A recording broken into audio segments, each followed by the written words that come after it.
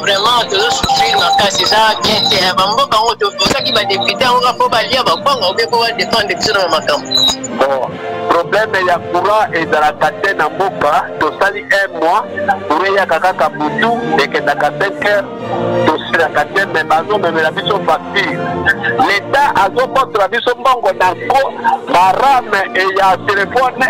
Ah na bengi bino ka pona yeso bino ke biso ki sensu awa direct ko bukana. De là ya data, de là ya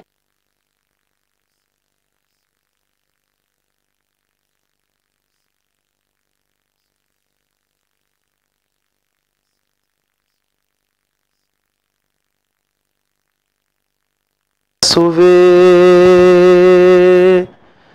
et le Congo sera sauvé et le Congo sera sauvé, oui le Saint-Esprit descendra et mon pays sera sauvé. La France aux Français, la Belgique aux Belges, le Rwanda aux Rwandais, l'Ouganda aux Ougandais, l'Angola aux Angolais, la République démocratique du Congo, Maurice, merveilleux, Cherbo et pays béni, Botik, là-bas, Congomania, solo, solo, Tatabo Moko, Ekolobo Moko, Muluba de Kurangai, Mosweli de Kurangai, Mungala de Kurangai, Mukongo de Kurangai, Musakata de Kurangai, Mutetera de Kurangai, Mungala de Kurangai, Muyansi de Kurangai, Bikolo Binsu ya Kongonde et Sali Ekolo Moko, Otubengi Bakongomani, Bakolo Congo, Bakongomani ya solo, solo, Mbote na bino banso bisika bozwami Kongomani na pesi bino mbote pe boye imalamu na émission ya peuple congolais émission mboko yo ya nani pona intérêt général ya bakongomani. Alors bande konangai tozali bongo en direct pona kobeta lisolo ya mbongwana ya mboka na biso tolobela likambo etali pasi ya transport na Kinshasa pe insécurité parce que bande konangai makambo mibale en dehors ya auto yebi mibale oyo ekomi casse-tête na ville province ya Kinshasa. Lolenge boyebiete émission mboko wanani awa tobetaka masolo ya solo pona likambo etali mboka yango tolobiete tomeka nanu kolobela yango. Toali koliki a été des dossiers oyo avec la détermination oyo gouvernement provincial ya Kinshasa ezana yango avec la présence ya Baye Obalongo Bani tokozwa bongo mbongwana. Alors na pesi mbote na nganga mayele mukubwa ya bwanya l'honorable le plus intelligent, l'intelligence incarnée, la sagesse incarnée. Je salue comme ça l'honorable Christian Boulu Ipenda oyo azali kolanda biso na pesi mbote Kongomana lingio mingi nganga mayele. Alors na pesi mbote pe na likolo ba ete toali fier de l'osto toali kolika ete mbongwana ezali bongo mobeko ve ko sani mana kisasa parce que tant toali komona ba député lokola yo surtout que pene il y a honorable et excellence monsieur le vice-gouverneur papa social Edi Iyeli Molangi, l'homme aux actions concrètes, l'incarnation ya ba valeur maboko pembe. Nous savons que Kinshasa est Zobonga ya solo. Quand je vois l'honorable Christian Boulu, je vois cet homme pene. Il y a l'homme intelligent, l'homme sage. Il ne parle pas beaucoup, mais il travaille beaucoup. L'incarnation des valeurs, je parle de son excellence, monsieur le vice-gouverneur de la ville de Kinshasa, Edi Iyeli Molangi, affectueusement au Bakongomani babengaka papa social à cause ya kombo oyo misala elandaye ya wapesa e kombo oyo. Alors la pesi mbote nganga mayele mukubwa Christian Boulu Kongomani alingio mingi koleka pa pesi mbote. Merci pour la geste. Ya Christian Boulu, merci pour la geste. Boza et Belete, des hommes sensibles. Ayoki Sangwete Kongomani, Asalaki accident, à l'obi, un homme qui sert la nation, Azabi Senga Sengate. Alors la meilleure des choses à Kosala, Ezali Ako, Tiela Yata moi, ko soutenir yé, lokola téléphone ebebaki yango esungaka ye ayoka bakongomani azo badoléance bakongomani asala investigation oyo elongo bani alobi ete non kongomani ya ngai yango oyo ya papa social edi iyeli molangi erataka te yango oyo esunga yo po eba kosala mosala mpona intérêt ya bakongomani lolenge omesala kosala yango. Merci à vous honorable Christian Boulou, surtout à son excellence monsieur le vice-gouverneur de la ville de Kinshasa Edi Iyeli Molangi papa social. Merci pour la geste ya Edi natondio botondi mokonzi natondio botondi papa pambate geste na yo esi ekomi pesa linga malamu. Merci à l'homme de valeur. Je voulais exprimer ma gratitude au DG honoraire, le DG qui restera gravé, comme je l'ai toujours dit, même quand il était à son poste comme DG de la DGRK. Monsieur Michel Moussaka Maëlenkai, votre nom restera gravé à la DGRK et je sais que l'élévation qui ne vient ni de l'Orient ni de l'Occident, qui vient de l'Éternel, arrive à grands pas. Parce que compétence wana ekofanda nanda côté et kozala na service ya nation mobimba. Nous attendons votre nomination na ba DGDA na ba DGM na bisika likolo wana pour na servir mboka na biso na bisika likolo parce que cette connaissance que vous avez est singélée à la service ya nation. À vous aussi, merci papa Michel Moussaka pour la geste Kongomani atondi obotondi palingi o mingi. Kongomani atondi obotondi. Je le témoigne en direct que c'est cœur et pesemena bato belete. Merci à vous pour la geste. Bande korangai tokobeta lisolo na likambo etali problème il y a transport na ville de Kinshasa. Problème il y a transport et problème il y a insécurité, phénomène kuluna na ville de Kinshasa. Mais avec Katumba, à Kobongsilabi, sur image, quelques images, il y a phénomène kuluna.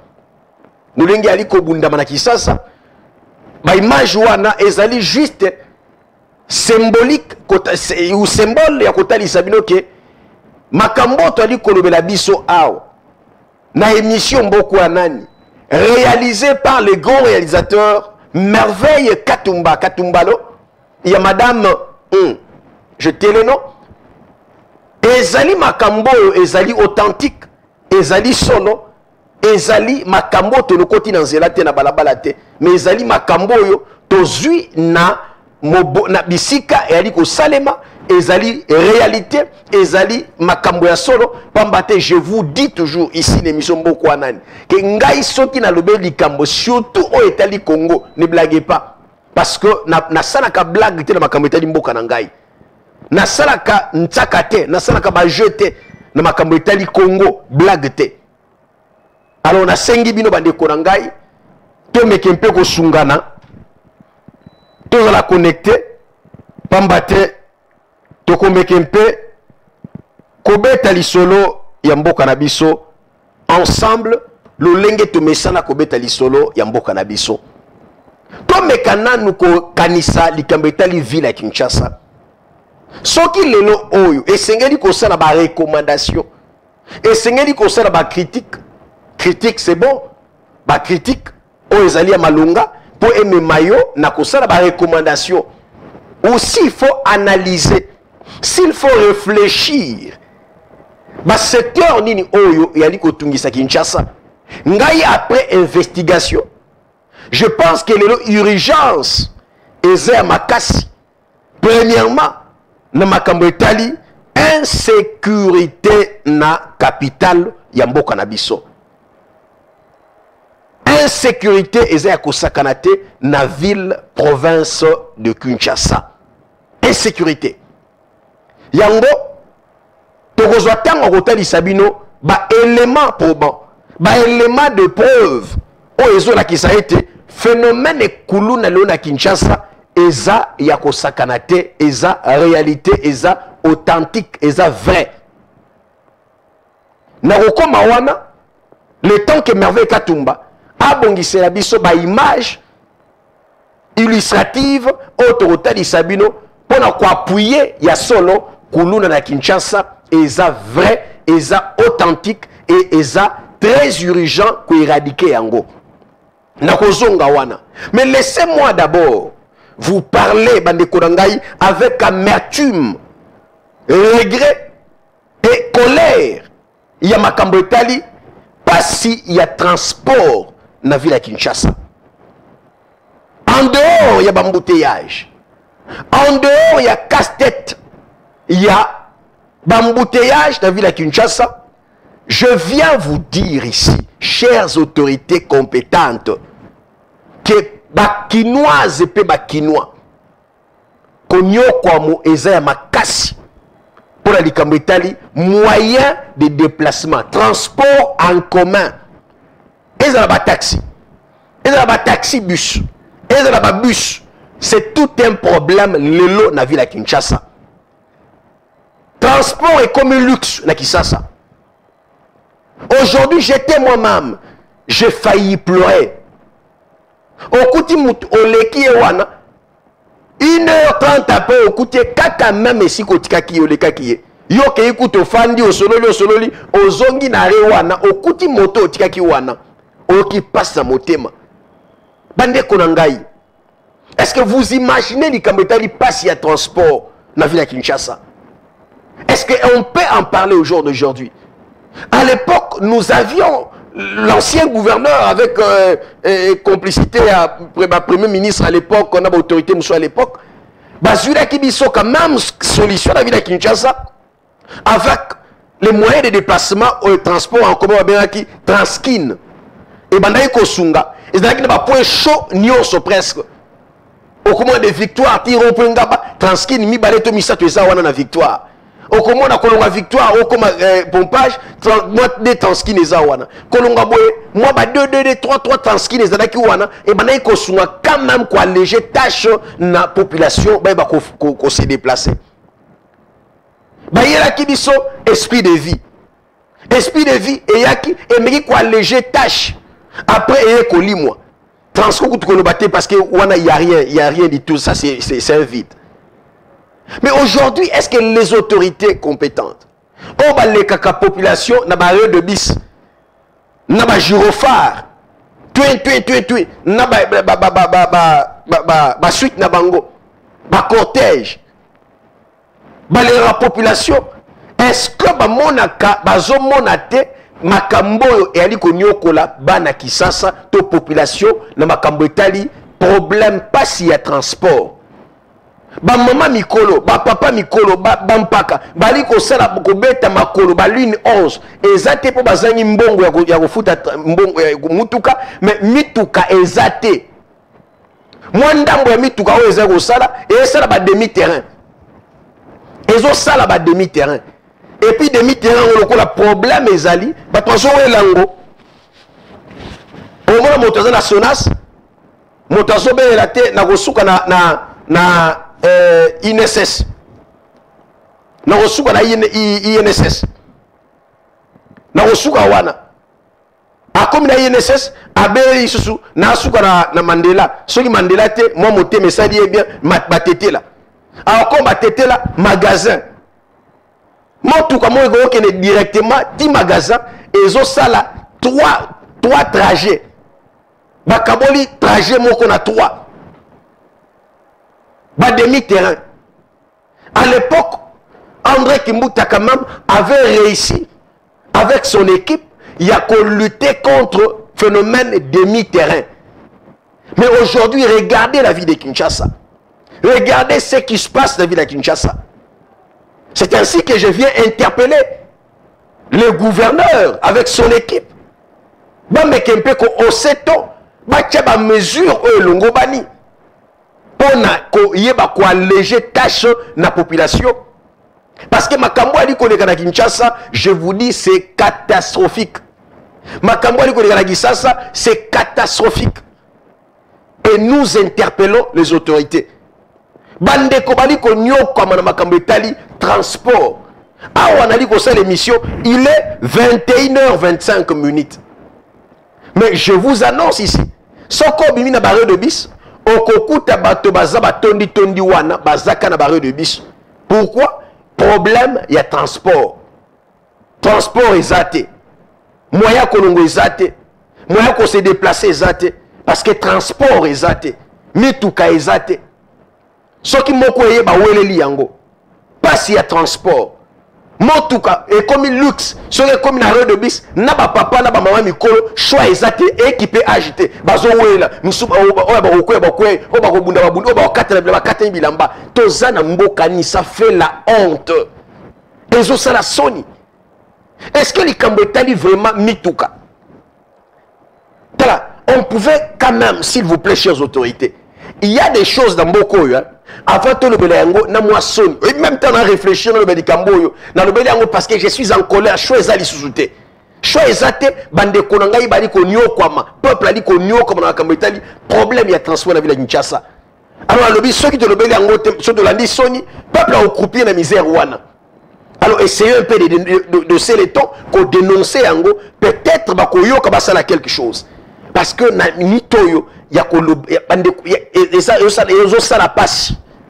Ezo soit na motema. Ezo choqué na mitema. C'est choquant. Ça fait mal. C'est triste. Makambo ali koleka na kisasa. Problème, il y a transport. Bato pour se déplacer, c'est tout un problème. Nasu embouteillage, na tiango mopanzi. Mais likambo etali kaka, indisponibilité, insuffisance, il y a mituka pour se déplacer à outi mosala à zongi, à outi boye, facilité wana ya ko tambola na kisasa ezali susute. Moto kolongwa, même kolongwa Sonas, kolongwa côté à galerie présidentielle, koko au magasin c'est 8000 francs. Moto na mutu 8000 francs. Transport et comme luxe. Kolongwa kintamo magasin, kokene pompage 3500, 4000. Olingite ofandi. S'il vous plaît, cher dirigeant, s'il vous plaît. Atako bakota la université à Kara Yabino Leki. Parce que ça m'étonne des fois. Likambo ya pasi ya transport. Likambo ya pasi ya transport. Mituka ya kotanga. Même mituko bozomo na oba bengi esprit de mort oyo. Mituka 207. Ba 207 oyo. Nakalizaki na facilité. 207 banao ki mango banako wela ko bis esprit de vie tout ça ba transco. Mais lelo oyo et comme luxe. Même mituko to na ko bengi esprit de mort. Et banako ko bengi mituko ko tango. Lelo et comme luxe. Et comment le taxi ya ko là? Ata ko matisi prix à transport et tali mototé. Moto occupant wazate. Est-ce que, s'il vous plaît, chères autorités, vous pouvez prendre des mesures? Oh, longo bani. Ma mesure est ça que il y a repère ça ordre de la bateau dans la biso, boto ça va itinéraire. C'est bon, mais il y a motuya ezali gouvernement congolais. Aye bako somba mituka ya transport en commun pour soulager population bana kisasa. Problème est à makasi. Problème est à makasi. Ça fait très mal. Au côté de mon boulevard wana o kokende kozonga okomona à laquelle les molongo milongo ou molongo te me milongo embouteillage na ya bato. Ba pembeni na ba place ba piéton. Bato ali kotambola o ki pasi na motema o mituni mboko ya nani. Voilà makambo et motivation to créer émission mboko ya nani à cause de ces choses. Parce qu'on se demande, est-ce que ce pays est notre pays? Est-ce que mboko est biso? Est-ce que cette nation nous appartient réellement? Ce qui mboko est biso. Toi ko beta kelelo, toi ko ganga, toi ko loba. Même makambo et ko ça même pas 2 mois pour la solution, ça fait 1 année, 2 ans sans solution. Même les combats transport. Est-ce que le gouvernement congolais est incapable? Il y a qu'à lancer appel d'offres même, il y a qu'à créer un partenariat. Naba société même étrangère, on va investir dans le secteur il y a transport. Qu'on soit même babis à crédit. Qu'on soit même babis pour la Kinshasa. Même pour la ville de Kinshasa, c'est la capitale. Est-ce que le gouvernement congolais est incapable à ça yango? Je dis non. Et ça, il y a mauvaise foi. Permettez-moi ya koloba yango. Bon, quand il tourne à l'université à Kara, vous ne savez pas faire la part des choses. Il y a une priorité zanine. Aujourd'hui, je viens vous dire que parmi les priorités, il faut régler, il faut résoudre la ville à Kinshasa, l'Ikambetali, casse-tête, problème, pas s'il y a transport, pas s'il y a moyen de déplacement dans la ville à Kinshasa. Problème, casse-tête. Ah, on a dit que c'est l'émission, et ça, la bateau, à la fin de jour, je vous dis que Azoko Kate, mon Congo passe, parce que à Tamboli Makolo, monsieur soit sali plus d'une heure du temps, plus d'une heure, plus de 2 heures, na arrêt de bus à Lembi, à Longo. J'étais estomaqué aujourd'hui, j'ai observé moi-même. Motozaki, na Liboso galerie présidentielle, à cause de la transport, tellement bêti 1 heure, à bêti Makolo Aleki, Aldar, à Télém Aldar, à bêti moi 15, 20, 30 minutes, ah, ils ont raté, na maintenant nous mouké, à quel télé à côté, à pharmacie du 30 juin, à Oumeliwana, ah, donc on a bêti moi 30 minutes, na matata Sonas, à commis Sonas, à côté pléthore, ah, na kenanga est à côté en face à la chancellerie, à Mati Pandeko. Vous imaginez, quelqu'un s'est retrouvé à commis Sosimat. Et c'est comme ça que les gens chaque jour na Kisasa. Non seulement dans le baki na tcheba embouteillage mopandi, mais problème est à côté à l'autorité. Suivi, il y a quoi ba fixer transport, prix à transport en commun, ba itinéraire. Pour na bateau baza propriétaire à Mituka. L'État congolais est incapable, je dis incapable à cause de yango. Oh Congolais, mais tu exagères. J'exagère en quoi? J'exagère en quoi? Parce que j'ai dit que vous êtes incapable de au salaire yango, déjà exagéré. Mais non. Si vous étiez capable, mais les Cambo, ils ont même facile à cause ça. Ils ont quand une décision. Bozu boche bagent de l'ordre, dire et si l'inango solution est zoami. Bozu au salaire yango te na le banim. Et c'est incompétence. Et ça incompétence, c'est être incompétent. Bana ki ça bali ko nyoko mona makambo etali prix ya transport et ali ko matelo kwa l'état zate en dehors ya prix ya transport likambo etali passe ya mituka passe ya transport mituka zate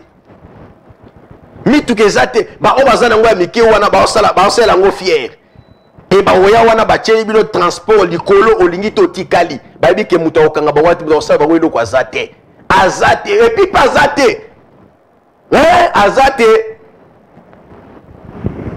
Ça fait très mal, Bande Korangai. Alors, on ne cesserait d'en parler parce que Mboka Oeze Bisso. Dintunga Djetu Bonso, Dintunga Djetu Bonso. Boala ya ike abeto yonso. Mboko Oeze Bisso Banso. Soki to lobeli yango te to tiki lango banani. To tiki lango banani. To tiki la Congo banani. Bande Korangai. Ce pays nous appartient. Toza na droit na erreur te. On a droit à l'erreur. On n'a pas droit à l'erreur. Nous, journalistes, faisons bien notre travail. Et alors, Bande Konangai. Yambona zoa, ma image, il y a insécurité qui permettre de appel pour la réaction à bateau par rapport. Il y a ma caméra, pas s'il y a transport dans la ville de Kinshasa, transport, pas s'il y a Sakanate. Ba obazana emike ezawana ba moto ba mituka ko matalo ko la l'état zate et ça normalité dans un pays, dans une ville gouvernée, dans un pays qui a une autorité compétente dans le secteur de transport. Alors tokozo papa le monoto merveille katumba question pour nabiso to respirer et puis de quoi somi na crédit à son bas crédit ou azana crédit azana nini à se préparer parce que les gens ont mingi crédit to au salibiso message na normal WhatsApp eza partir à lobby. Le temps que Congoman a bon sama kambetali WhatsApp, to ozonga lobby, nde to ozana WhatsApp melelo, bo souffrir appel normal, to osalibiso SMS, to rotanga yango par rapport ya makambetali phénomène kuluna na makambetali passe ya transport la ville à Kinshasa, to na sima to ozonga. Cet avènement, l'enlèvement de l'église.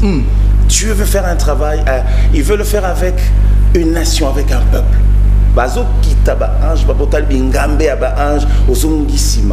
C'est la vision que vous avez eue. Oui, la vision. Et puis ils ont commencé à parcourir tous les continents. comme en Europe, Europe, tomber maboko, et ça, va bien rater. Pas que nazi, asiatique, va tomber maboko, tout ça, marche. Yangote, que na Amérique, américain, va tomber maboko, et pas le que comme en Afrique, et télémi. Afrique, va les autres qui t'assicent. Bon, quand il y a quoi yamba. Bokanini et Koyambe qui était l'Afrique centrale, il y a les autres qui étaient la Congo. Et Kita Penza acheté Kita. Et Dieu a ouvert les yeux, il a commencé à parler. Dieu a cherché et a trouvé. C'est pas que Tommy Thier ou bien Tommy Pessi.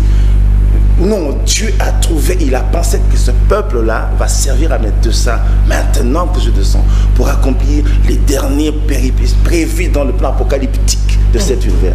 Donc tout ça, et je pense que ce choix-là, ça peut paraître banal, ça peut ne pas. Vous savez, Dieu n'a pas besoin de votre incrédulité pour faire ce qu'il veut. Il est Dieu, il le fait souverainement.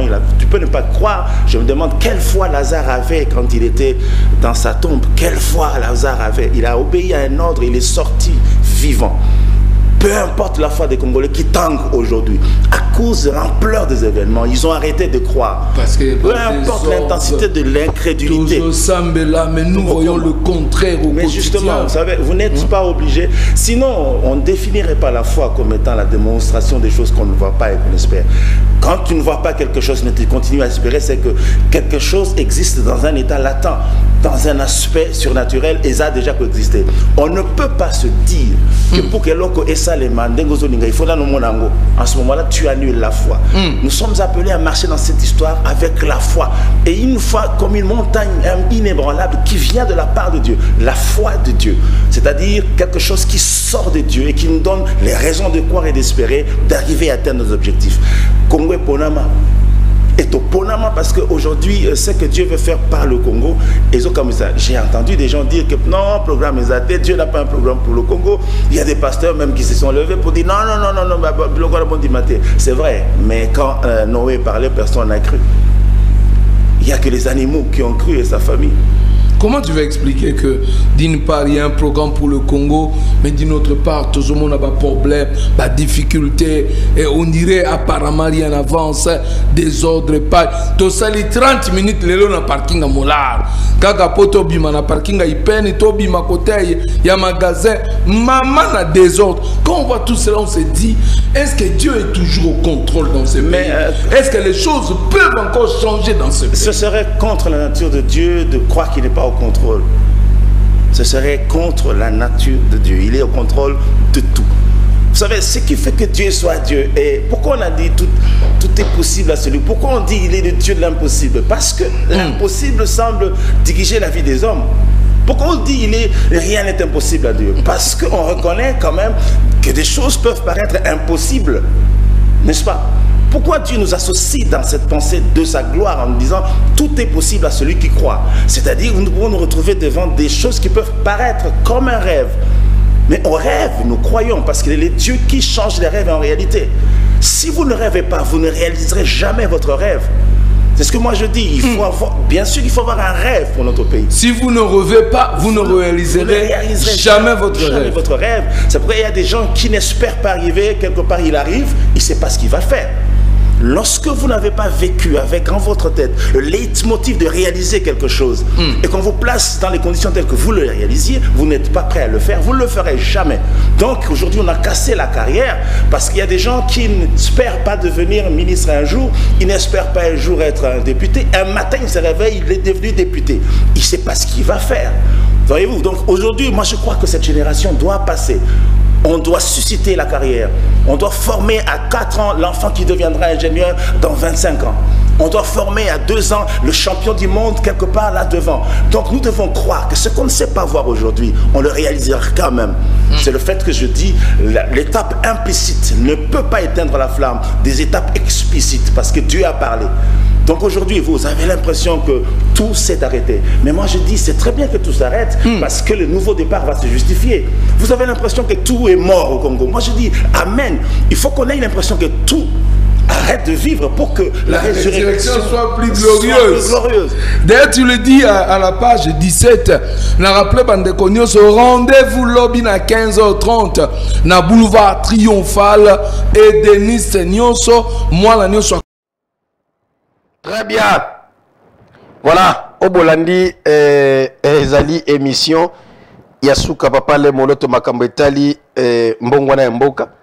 Donc c'est une ancienne émission au bateau. Na bango balé bazal sur invité na passé Blaise Toko qui était mon pasteur Oyo Asila Bongo Kotika Biso et Papa Alain Moloto qui est ma référence Makambetali ko défendre Mboka Nangai Bolingwa Congo. C'est un homme qui avait l'amour de la patrie. Donc c'est un homme qui m'a motivé, qui m'a vraiment révolté dans Makambetali ko défendre le Congo de tout mon cœur. Bande Konangai Tokolanda Sikawa Likambetali phénomène kuluna na ville ya Kinshasa. Tokolanda sima tokozonga bande konangai ngai na binoto sosola awa na Kongomani na babali kolobete Kongomani akosi na nazana raison. Tokolanda ba image o eza montage était eza na Congo na ville ya Kinshasa o kuluna ezobundama lokola l'état zate lokola autorité moazate aux solutions na likambo wana. Et je vous dis ici que l'affrontement est ko salema entre bilenge et ba commune. Donc bitumbezali entre bilenge Selembao na Kanluka bomana soko kutani to papillo oyo bakota boete oyo maboete. C'est ce qui se passe. Oeza exemple. Mais ma kambo ali ko sa ba commune ebele okena ba commune ola ki mbonseke insécurité za ko sakanate. Et ba policier ebele na place basala mosala ya malamu. Ils préfèrent tracasser le paisible citoyen, surtout interpeller les innocents. Ba maman baleli, ba papa baleli, bolanda loye kulunezo bundama, l'état congolais, ba autorité compétente, veut pas bien intérieur. Tozo senga solution pour likambetali phénomène kuluna. Tolanda simatorozonga.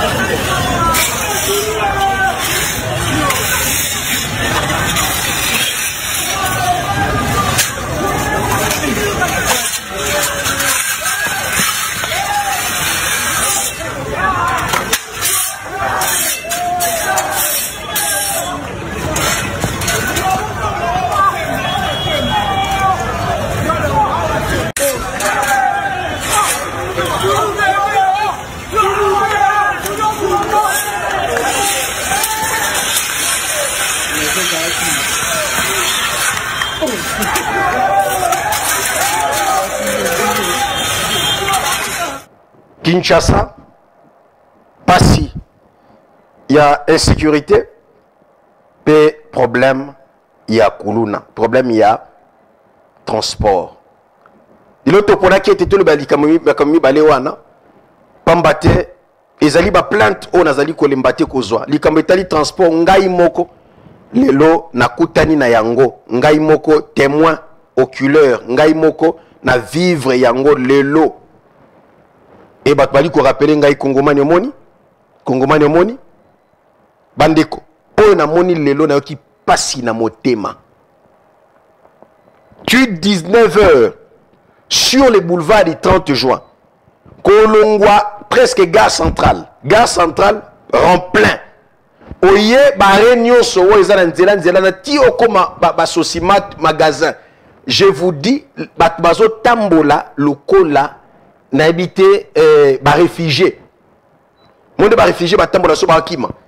Molongo wana bato bauti misala na bolembu moyen bazonga ndako na moi calme ezalité bazo zonga na ba tension bazo zonga na problème no ma famille ebele makambo ezebele parce que maman papa anyo comme na mosala ko nyoko ba kosala mosala olia zonga na kimia abeti liso makolo et à créer ba problème na bana oyo ko ba situation ezoleka kuna l'état congolais azawapi. C'est la responsabilité des dirigeants. C'est ça la responsabilité des dirigeants. Quand on parle, il y a la responsabilité de Kambi. Il y a la responsabilité de Kambi. Quand vous êtes dirigeant dans un secteur précis, ce que le peuple attend de vous, c'est le résultat, c'est le travail. Eza mosala, eza malobate, eza bajirofar te otolembi na kisasa, tolembi bajirofar. Moi, je pense qu'à la longue, il faut payer ça, peut-être cortège présidentiel. Bâti un chef de l'État, pour y aller Mokambi presque, mais les Kambotali, parce qu'ils doivent quand même se sentir culpabilisés parce qu'ils sont incompétents.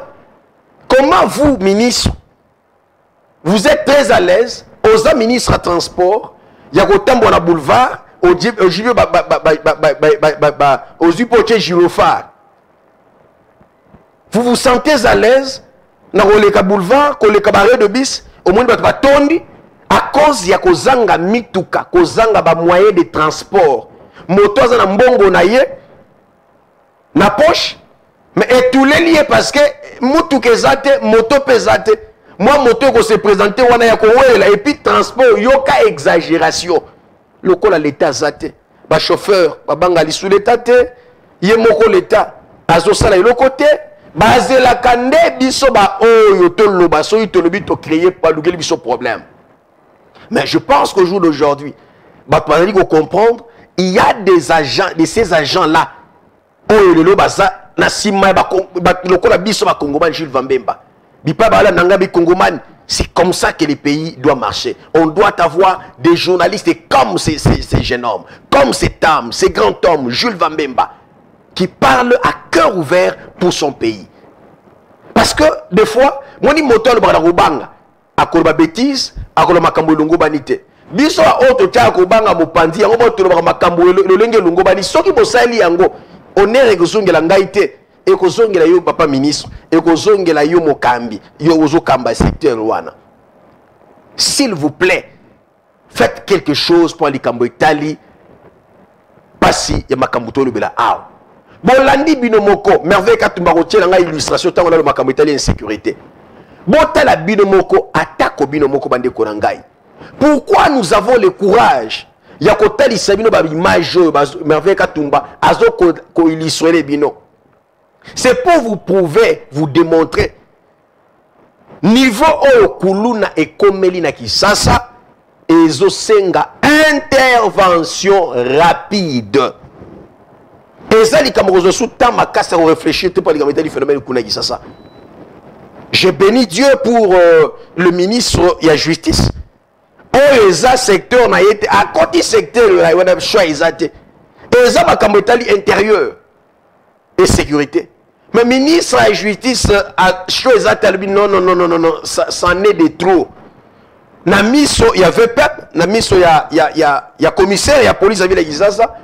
Le ministre de la Justice de Constant Moutamba a eu mon canon, il y a urgence, il y a co-exécuter peine de mort. Et c'est un bouclage et zonga na Gizaza, patrouiller salement avec des policiers formés.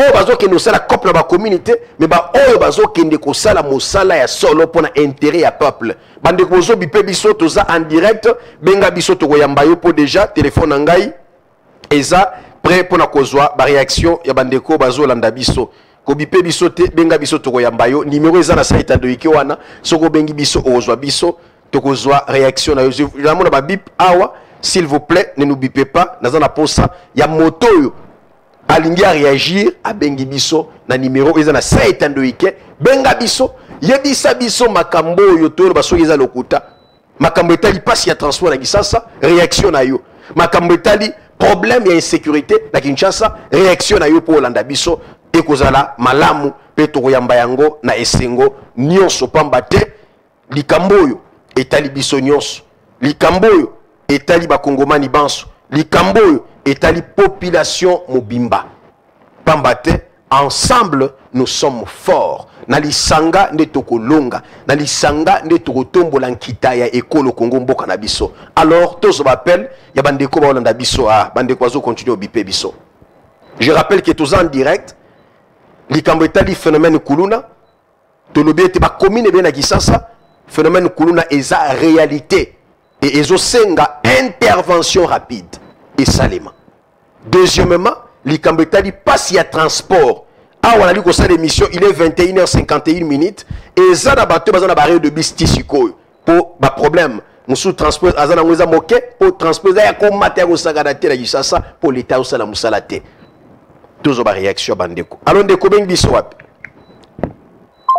ndeko akei voilà je rappelle que émission est en direct awa na mboko wana babipaka te peut-être mbala liboso landa biso so eza eloko epesanga kande eza bip nani ya kosala émission na bato oyo baza déterminé ensemble tomeka kotelemela makambo eza malamu te na mboka pe tolobe makambo eza malamu na mboka alors ndeko bengi biso wapi Allô, bonsoir. mbote mwana mboko bengi wapi Adebe na komina Ngaliema papa. na komina Ngaliema na kwa nini Kabinda Pigeon. très bien tozolanda yo tata En tout cas papa mama ozolobeza solo insécurité za makati neti biso kote komina Ngaliema oluna meme bapolitike bakini po basala biso sécurité kopanga bajeni kokotela bato bonga moko naza viki bakanga nga na papa mokolo me bakanga na 23 na uti kusala ngabona ya makolo bakanga baputelanga telefone na $10 na 15 ko men carte électeur baputelanga. oh na carte d'électeur pardon na carte d'électeur na carte électeur bakela na merci mwana mboka ndeko abengi biso na Pigeon na komina Ngaliema alobi azo ko appuyer makambo kongomani ali koloba awa eza ya solo insécurité za makasi mais avec Tumba il sera ka biso image ya kulula ba mona ke eza blague te za aventure te alors ndeko bengi biso allô oui allô papa mbote mwana mboko bengi biso wapi abi on a commis na monga fula tozolanda o tata akoma na Charles Cédric na lobby boye vraiment na eloko lobby wana biso koto lokola kota transport ok na la moto et to lobby boye pour na exagération après au lobby biso to pesa ka chaque jour to pesa ka 500 francs à titane ok au service barré to bona barré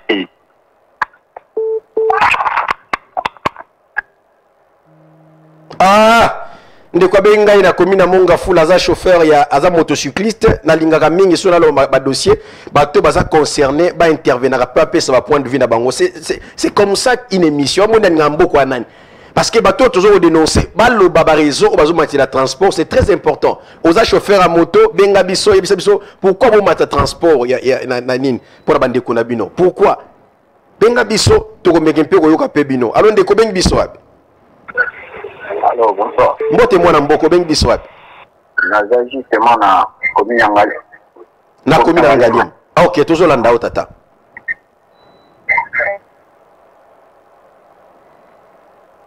Allô ndeko? Allô? Oh ya ya, ndeko akoba de l'appel. Tous on déco mosus. Alors déco bengi biswap. Oui, alors. Mbote papa bengi wap. Na bengi na parti Nanjili. Nanjili tous on ka papa. Nanjili. Ouais. Au moins pour la sur la colonne. Il est vraiment facile. Oh, facile. Oui, papa. On dit les conséquences corrigent mieux que les conseils. Très bien. Alors, on dit Kanima a fait peur à ses enfants. Ces enfants sont beaucoup blessés. Vous les blessez un peu trop. Ceux qui ont cité Ngaï, là, comme on a vu, ils ont dit que dans 2 mois, le coup ne va pas me faire. Vous êtes policier? Non, je suis civil. Oh. Mais je ne peux pas me dire trouver une solution. Il faut des directions dignes avec ces jeunes gens-là. Pour ça, on va les traquer.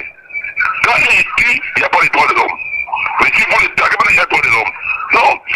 Dès que nous sommes déterminés, nous mettrons fin à ces situations-là. Quand il m'a déjà conduit, comment? Alors, donc ce sont des autorités qui répètent. Merci beaucoup. Il y a moins de mettre ça déjà. C'est question qui est des lois. Les conséquences continuent que les conseils. Très bien. C'est l'histoire de Kanimaka, ça n'a rien apporté. Très bien.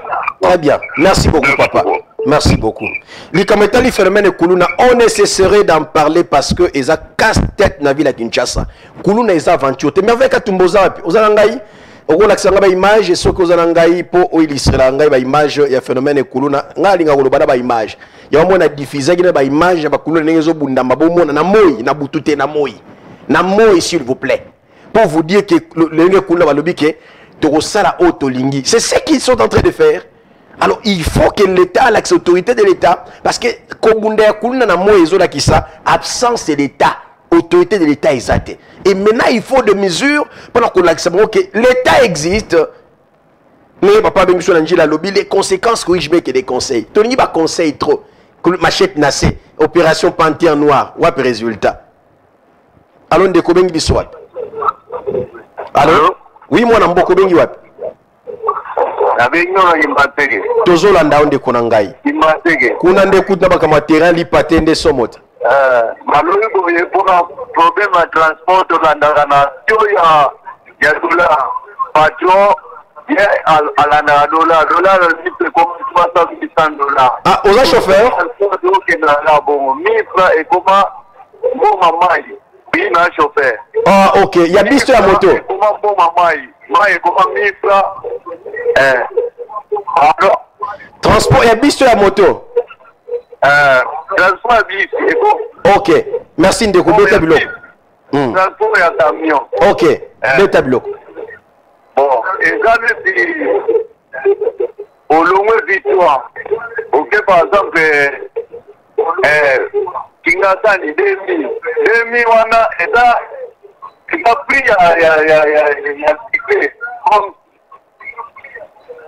cycle za 2000 transport peut être la 2000 comment dire et cycle da cycle forma et dans la potita 500 et comme 2000 diso pe ya moto ndanga kwa prix wana nous avons fait ça 2000 oh ticket wa kitu na $10 par exemple na $100 wana na transport équipe yango mamunyo to pe kija ticket au sombra mike wana comme 2000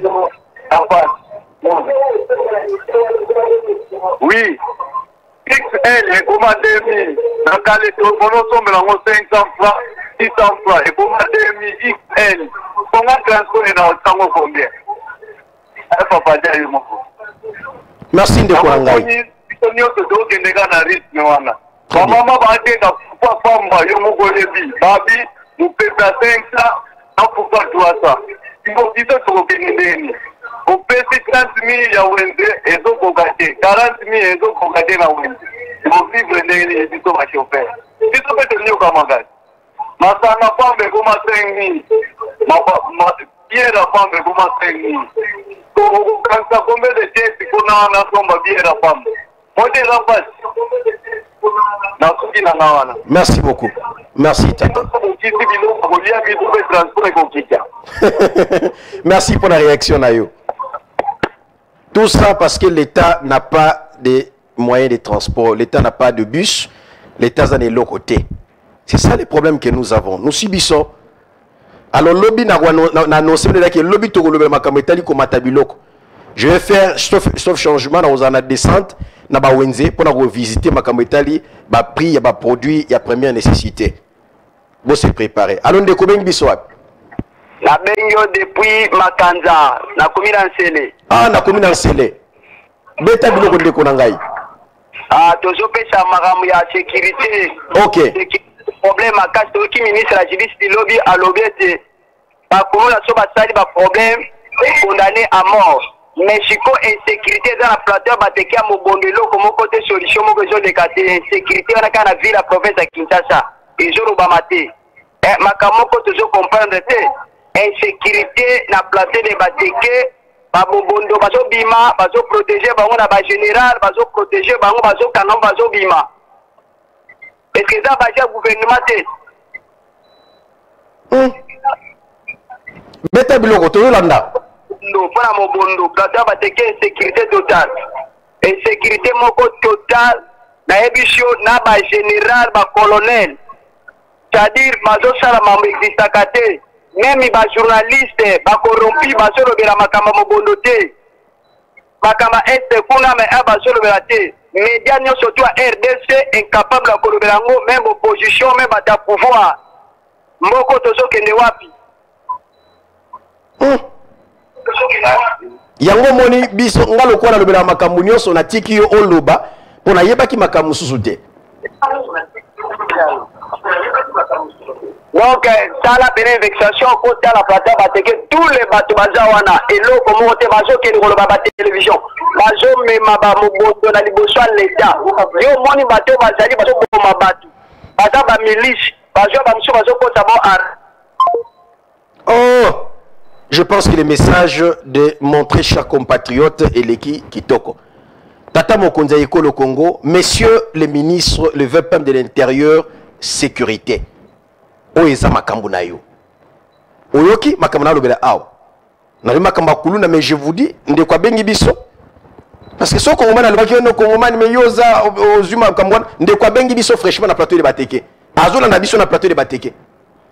Alobi kuna phénomène mobondo et so continuer. Boyebi combien de fois na problème makambu mobondo aw. Na so ba na sala ba descente même pour bato ba utaki ba kwa mutu bato ba yaka ba kimara na bitumba wana. Combien de fois j'étais parmi ceux qui trois, j'étais parmi peut-être les deux premiers, hein, le premier ou les deux premiers. Oh bazwa ki likamba mobondo pour dénoncer likambo tous les jours l'émission beaucoup anani ngai Congoma Jules Vambemba. Ba témoin ngai assemblée provinciale à Kinshasa. Nazu ancien questeur, il y a assemblée provinciale honorable Papi et Piana. Na dénoncé likambo mobondo.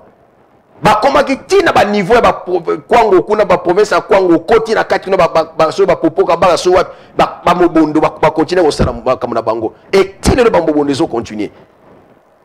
Mais si le VPM de l'intérieur na place peut-être tout le monde a bino chef de l'état qui a bino bozali bolandi chef de l'état bozo ba solution malunga pour na makambo du secteur na bino insécurité na mboka ezali insécurité na gisasa. Insécurité na plateau de Bateke na mobondo to sengi solution s'il vous plaît.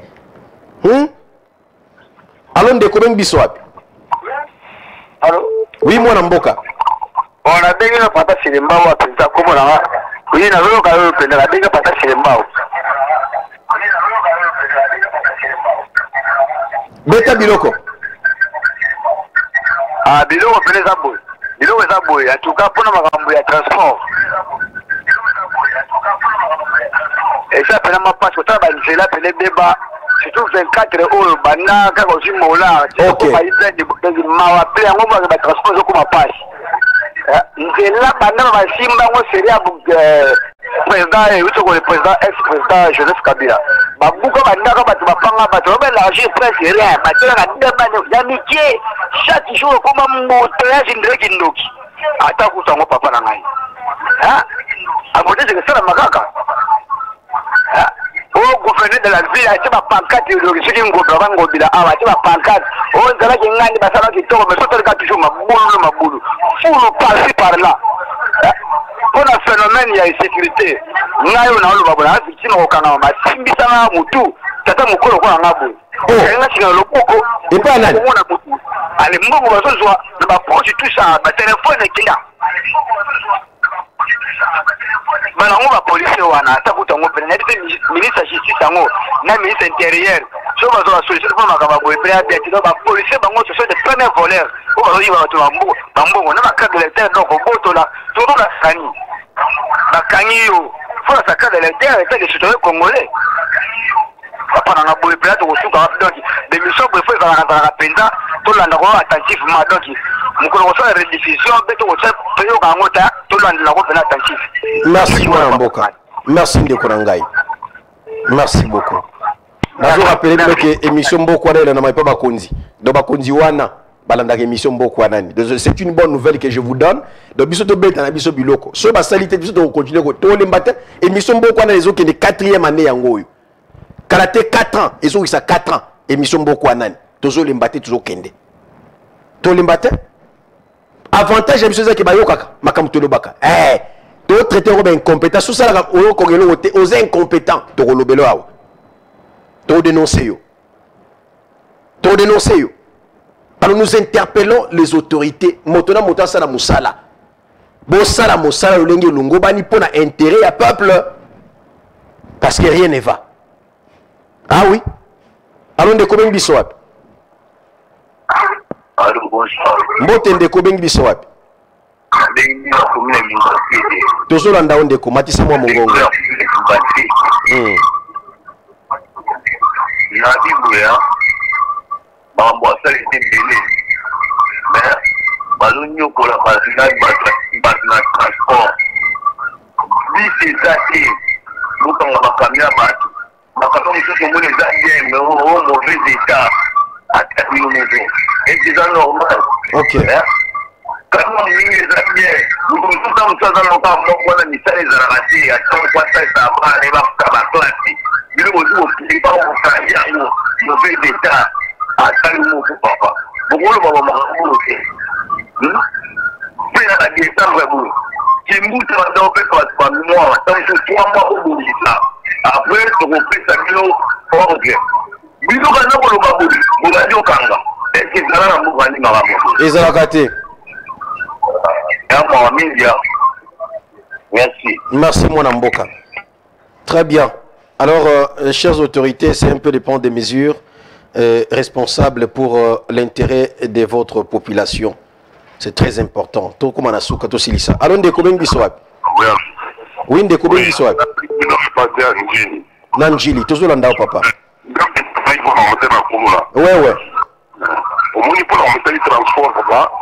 C'est la loi de l'offre et de la demande. Okay. Donc, quand il y a moins de bus et qu'il y a une forte demande, le prix va toujours augmenter. D'abord, le prix, il y a un grand problème. Nous allons tous au même coin, au même moment, et nous rentrons au même moment. Ok. Ça, la grande difficulté. On doit revoir la vie de Kinshasa. Ok. On peut construire les stades vers un télé, vers Maroc. Comme ça, les activités sont un peu diversifiées. Là, ça va équilibrer. Avec l'État actuel, mon frère, même si on a mené 1000 bis, nous aurons plus de difficultés. On doit revoir le plan de la ville. Ça a des grands problèmes. Merci. Très bien. Merci. Très bien. Merci beaucoup. Merci, papa. Waouh. Vos interventions me font du bien. Rassurez-vous. Bakongomani bolobaka bien. Ah, tous appellent à Souka. Émission les gaga. Du lundi au vendredi, bande comme ça, lundi au bosso, émission peuple. Et bien, il est kakaboué. Peuple n'a lobaka. Peuple n'a benga po loba. Ngana lobaka na pesi ba dossier na loba grande ligne, peuple a bengi. Alors to kuta sur lobby na 21h juste OK. Lobby 21h juste to bandi émission. Donc partout cause la lobaka, chat so chat réveil, so chat alarme chat. 21h et betelo msoute bon moko média. Ta l'émission beaucoup anan. Pour une télévision, chat émission beaucoup anan à 21h to bandi. Pour qu'on défende Mboka na biso. Allons de combien biso. Allô ndeko Kongomani. Oui mon Mboka. Oui, na bengi bino na commune ya Bumbu. OK, très bien. Ouais. Ndeko Kongomani vraiment toujours regretter makasi vraiment na commune to fandi commune ya Bumbu mais kimi ezali te. Uluna kubunda chaque jour dernièrement kutu kuna uti kubunda abomi. Ah, ndeko akei bon ndeko atake nga mona za mona bumbu déjà bumbu ezaka na motema chaque émission jamais na kosa l'émission sangela le belali kambo etali bumbu bumbu eza kutu donc matériel didactique na ngai pona kotalisa kuluna na gisasa po nga mona bika yango komi na bumbu pasi alors ndeko bengi biso wapi? Oui, allô mwana mboka. Oui mwana mboka bengi wapi? Oui mwana mboka ngana benga kayo molo na bengi yo na commune ya Ngaliema. OK. No. Ngai na benga kayo molobeli ya batu. Na sepela kayo pasolo baka makasi. Naza pe evangeliste mwana mboka na lingi na tuna boy. Mboka mobondo toyebelaki yango ebandaki na ba plateau bateke. Lelo mobondo oyo ekomi tina popo bato bakomi kokima tina bazambu. Lelo mobondo ekomi lisusu tina kenge. Awa na quartier na biso tovandi awa ya Ngaliema ekomi bana Selembao na bana quartier ya Kaluka pasi. Basoda ya Selembao bazoya na bakuna chaque jour bato bazozo masasi ba innocent bazokufa. Tokomi mal à l'aise tina butu oyo kaka babale tokima kuluna bien tokima masasi na butu bato bakena bakopo soki bazongi basoda ko boto la biloko bakula bakuluna ko boto la biloko osiste tokomi wapi pasi ya transport epai mutu azonga tardive vona transport epai ya basoda akomi mal à l'aise tozoki wapi mwana mboka. Merci vraiment na musala na yo nzambe abatsaya ta ebele. Amen. Amen. Merci mon Seigneur nzambe. Les appels continuent, t'as l'appel. Ils ont en désordre, t'as continué. Alors, t'as écouté dans le lobby, na 21h, juste, l'appel les autres en cascade. Alors, na sengi bino pardon. Ngoranga c'est quoi qui déjà na yibi kutu 11 minutes pour na zobino kaka pour na yo kabino. To yo kana, lobby to kuta na 21h juste. Tout ça l'émission, tout le belambo cannabiso, lobby to le même dossier comme matabilo qu'on a wenze. Toi aller en décembre, bah ça ba biloko a wenze, biloko ya fait. Quelles sont les mesures au gouvernement étaient en place?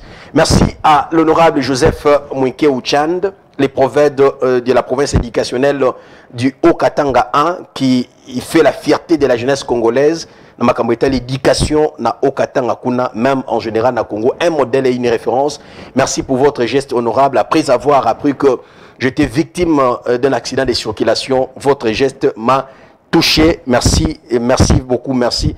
Et Crispin m'a tout dit, je suis très content de vous, merci pour votre cœur en or et pour votre promptitude et pour votre cœur des fils de Dieu, surtout, il y a compassion, wana, il y a bolingo. Merci pour cet acte de bonne foi, na Kongomani Jules Vambemba, où il y a kolimbaka te ko promouvoir ba valeur pour namboka na biso. Bande Kurangai, aïe aïe aïe aïe aïe. Tout c'est la grâce. Allons de combien biso wapi? Allô? Oui, Ndeko. Oui, Ndeko, bengi biso wapi? Bengi ndilo na commune Limete. OK, toujours landa yo.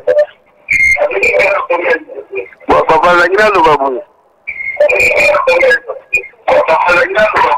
Par rapport à ma vidéo de Kuluna, je crois que tous na ba continue baza pour la ndawo. Donc na photo mo na ma vidéo yango, o mo na ma munini nzoli kana mboka.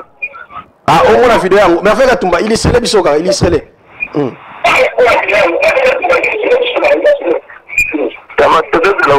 Merci de Konangai. Ma va au tia binango, lokolo bolingi ba preuve, puis le baga sans preuve. Comme ça, dans 5 minutes, on a tigé na onka botala moi illustration. Le temps, toka bonangana bino tokuta na lobi na 21h. Émission Mboko Anani peuple toujours aux attentes. Yakotala assoiffé, yakolanda émission Mboko Anani parce que ici c'est la réalité, ici c'est l'information certifiée et c'est likambo eliko leka solo na mboka na biso. Botala bino moko, kunezo na butute hein. On a qui ça. Et puis ce qui est grave, c'est non loin, il y a quand na Bombika, mais je vous dis qu'ils sont à côté à Montfléry. Botala binomoko. Na Kisasa, na Butute, na Moi. Moi, batwa le Kezate, Mituka, Ekolekate, Bango bazo bundati ba osilisa. Botala binomoko yango wana. Bomoni, ezo le kana Kisasa, kulune zo bunda matala ba pau, banzete, bamini. C'est une urgence, l'ikametali éradication phénomène et kuluna. Et puis solution à likamboyo ezaka moko système ya opération likofi au meki au lieu peine de mort, c'est très bien, mais je ne sais pas sur le Yoruba Sabato. Mais moi je pense qu'il faut toujours la likamboetali opération likofi tata ministre à justice likamboetali opération likofi ne bazo bunda wana pena ta balali na se ali bakei baza anti-valeur bato wana omoni ndeko landi yo moko omoni c'est une réalité makambo ezole kana kisasa alors biso to kolemba te ko dénoncer yango likambo etali ndeko bengaki biso na selembao aza chauffeur alobi likambo etali nzela ya 24 na lobela ngomba lebena filma onga moko naza mona bumbu na sala liboso kuti ya prison centrale wana ya Makala libulu eselema na babwaki mabiloko bongisi yango te batuka mutu ba individu ba tchetche mabanga po libulu wana ezinda ta moke ezalaki libulu ya kosakana te okitila bambole eza impraticable 2 ans yango et bandaka moi libulu moke na lakisa ngo émission ba vidéo eza ba archive eza kongomani eza ba archive eza merveille ka tumara ba archive na machine na ye na lobela ngo lelo toza wapi ya motuya ngana lobaka ngai ba kongomani ba yebi que moi je parle bato bana dake émission mboko na babi que kongomani pona Congo alobaka sango banga parce que c'est notre pays. Le changement est une loi. Maintenant nous sommes ça, n'oubliez jamais que les riches ont leur passé, les pauvres ont leur avenir. Tout passe, tout coule, rien ne demeure. Motaboto mokoza la kate okoleka mais motuya eza tango koleka messieurs les ministres to kaniselo la nini incompétence na Congo comme tu balongo les ministres ba sepeli akene incompétent ba sali fete mokoni to mona ministre balongo le ba balobi tete moko jamboka zongisi na biso ye mokolo nini parce que vous êtes incompétent. Tokutani lobi na 21h juste.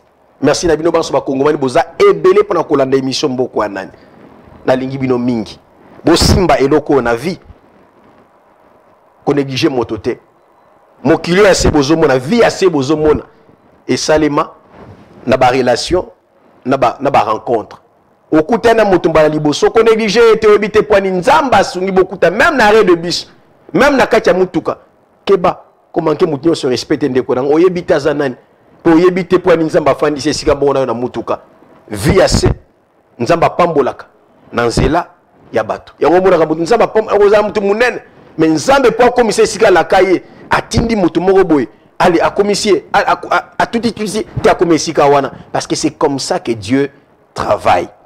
La vie terrestre est faite des rencontres et des connexions. La vie terrestre est faite des rencontres, des relations et des connexions. Simba yango ko négliger mototé na vie. Surtout que que le temps change de rôle dans les jeux de la vie. Le temps change de rôle dans les jeux de la vie. Un employé peut devenir employeur. Salakeba. Tout coq qui chante aujourd'hui fut un neuf. Oui, tout coq qui chante aujourd'hui fut un neuf. Comme il négligé ta vie. Batozomo ba comme ba député, ba comme ba ministre lelo, ba le capé koza lokol, ba le capé na vie na yo. Ba musu peut-être ba na pasi ko leka oyozo lekisa wana. Comme ça la mabete. Na vie lobi to ebité mutabi lobi ya muteza nzambe. Mutabi lobi na yo eza nzambe. Bat ba négliger yo, mais yo kangama na Yesu, kangama na nzambe. Nzambe nde abongolaka ba vie ya bato. Abongolaka ba vie ya bato. Nakosi tuna bande kwa koyebisa yo. Tokute lobi na 21h juste. Bonne soirée à toutes et à tous. Au revoir.